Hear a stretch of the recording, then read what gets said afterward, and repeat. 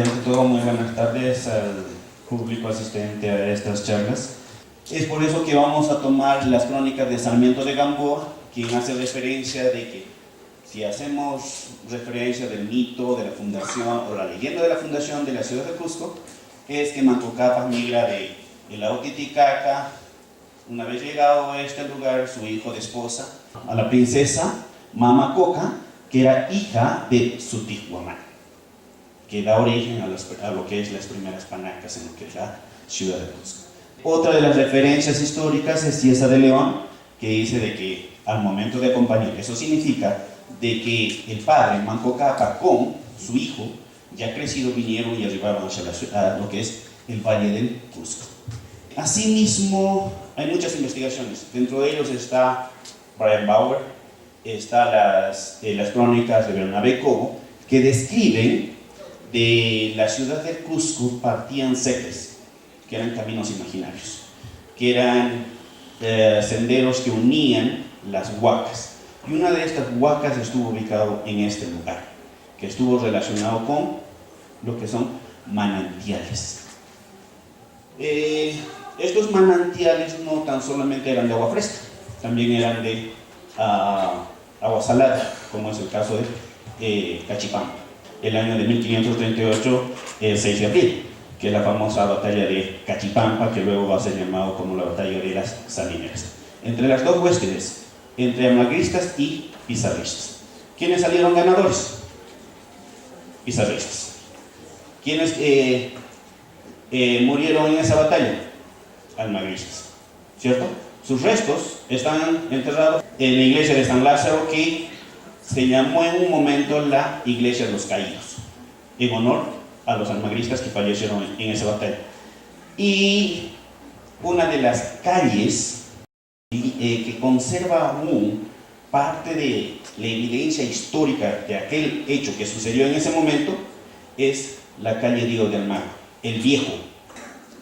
Si ahí notan la fecha del 9 de junio de 1547, Diego Esquivel Inabia describe de que ya se estaba llevando a cabo en la ciudad de Cusco el famoso Corpus Christi. ¿Y quién era el que participaba en este Corpus Christi? El Chapaco. San Sebastián tiene una traducción que significa el digno de respeto, venerable. El Chapaco, una forma de cómo describir vendría a ser acompañante de carne. Ese es su significado de Chapaco.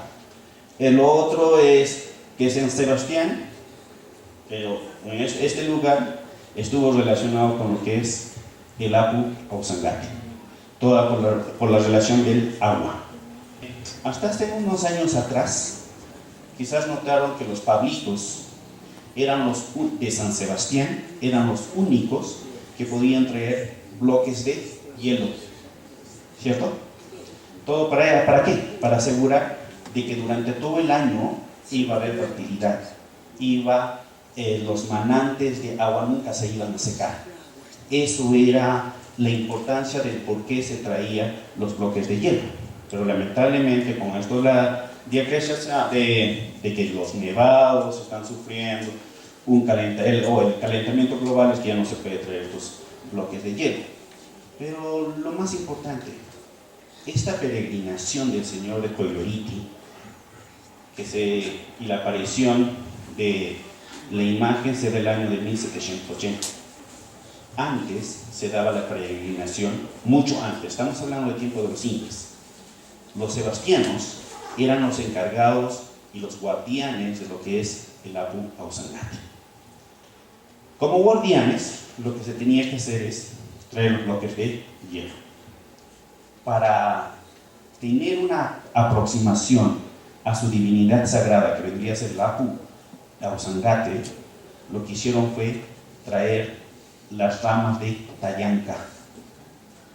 Tayanca fueron las primeras ramas utilizadas para lo que es la decoración de Chapaco. Y muchos dicen, ¿no?, de que la ubicación de la iglesia de San Sebastián y si da la espalda hacia la ciudad del Cusco es por la razón de que está dando la contra a lo que es la forma o el sistema que los españoles impusieron a lo que es la ciudad del Cusco. No, lo que está es dar la dirección a su montaña sagrada, que en este caso vendría a ser el Apu Ausangati. No hay ninguna bibliografía que hable de Tuano. En el vocablo quechua, aymara, no existe Tuano.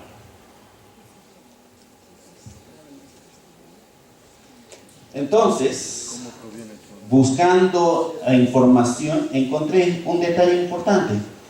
Francisco Hernández de Toledo, gracias al rey Felipe II, es enviado a Sudamérica para hacer los estudios de la flora y fauna. Es la primera persona quien colecta esta información y describe: la corteza es amarga y astringente, se afirma que cura las erupciones que llaman viruelas. El árbol o las hojas del árbol que era utilizado para úlceras era lo que nosotros conocemos como tuano, pero su nombre común es atoxedro. El atoxedro, que viene de lo que es pisos bajos, e incluso se hicieron plantaciones en esta parte de algunas especies, era la cura de las úlceras que producía la viruela.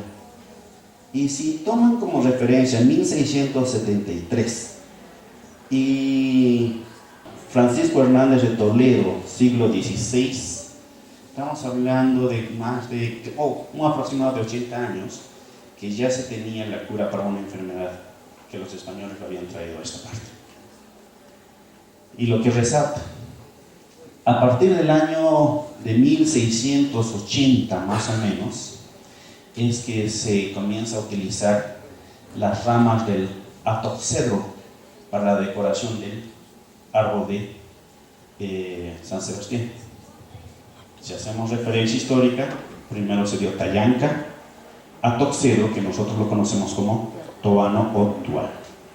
Muchos de nosotros nos sentimos orgullosos de decir que somos champes. La tradición oral explica de que al momento de la cosecha, al sacar o recosechar la cebolla, siempre sacaba un terrón de tierra, ¿cierto? También buscando información encontré que en Centroamérica hay una palabra que se llama chamapán. Chamapán vendría a ser aquella construcción que ha sido construido con terrones de tierra que tiene un poco de grasa y que son cubiertas con hojas de palmera. Esa es una de las primeras informaciones que obtuve. Luego, utilizando el diccionario castellano, encuentro esta palabra: trozo de tierra de algunos centímetros de espesor cubierto de césped. La zona de San Sebastián es muy productiva. En este lugar se hicieron el cultivo de muchas hortalizas.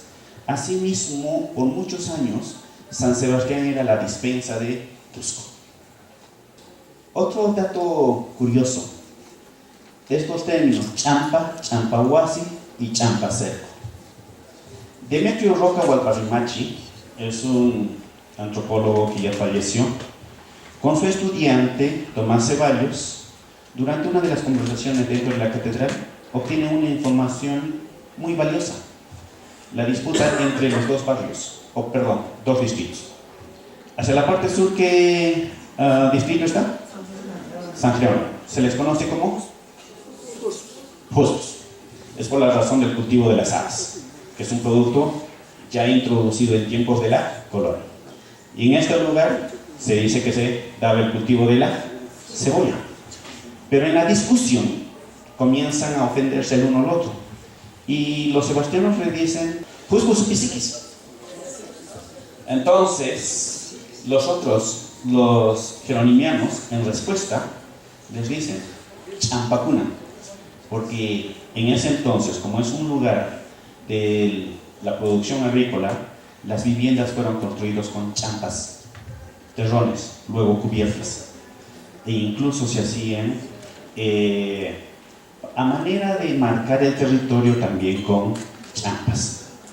El término champa viene del sistema de vivienda que en ese entonces se utilizaba. Nosotros somos champas, e incluso en esa discusión le mencionan y le dicen champa, hasta tu santo está sobre una champa. El anda del patrón representa una champa. Siguiente, por favor. Asimismo, este dato lo he corroborado con una entrevista con Prudencio Caguano, que en los años 60 también obtiene esta información acerca de que champa viene del sistema de vivienda que en ese entonces utilizaba. A ver, si hacemos un poco de historia, la cebolla que llega hacia el Perú fue gracias a los padres peregrinos, y la embarcación que los trae fue el Mayflower, el año de 1648. Eso significa que champa se había utilizado más antes de que la cebolla fuera cultivado en este lugar. Nuestro gentilicio, o nuestro, en este caso, nuestro orgullo de ser champa, no viene de la cebolla, sino viene del sistema de construcción de las viviendas. Y el tipo de cebolla que en ese entonces se cultivaba y que todavía aún se cultiva es la cebolla roja sevillana. Pera. ¿Cuál es la importancia de la pera? La pera no es un fruto originario o oriundo del Cusco, sino fue introducida, que viene de Asia Occidental, que también fue introducido luego. Y Rosano Calvo, un antropólogo, nos hace mención de que el lugar de donde se abastecía de peras al barrio de San Sebastián era la zona de Yucay. ¿Y para qué? Para la preparación del plato típico que vendría a ser el chupe de peras. ¿Y por qué el chupe de peras representa al barrio de San Sebastián? Bueno, si hablamos de maduración, quizás estamos hablando del cuchipofue, que vendría a ser la maduración temprana, siempre y cuando se dé un cultivo antes de que comience la lluvia. Pero en este caso, San Sebastián no fue un lugar productor de peras. Bueno, un dato quizás no hayan notado: San Sebastián fue muerto atado a un árbol de peras. El anda del patrón tiene la decoración de las hojas de pera, y nosotros, o en ese entonces, la gente vio de cómo se podía identificar con su patrón, es haciendo la preparación de este plato, timpusca, o el tiempo que se da en el tiempo de carnavales, pero que en ese entonces se comenzó a consumir durante la festividad de San Sebastián, el 20 de enero. Exacto. Y el chupe de peras es uno de los platos típicos, emblemáticos de lo que es San Sebastián. El otro plato típico, en uno de los festivales gastronómicos que se desarrolló en la plaza, la señora Ubaldina presentó uno de los platos típicos del poblado de San Sebastián, basado en la cebolla. Es la famosa salsa arrecha, la salsa de cebolla. Entonces, ya tenemos dos platos típicos por qué sentirnos orgullosos acá en San Sebastián.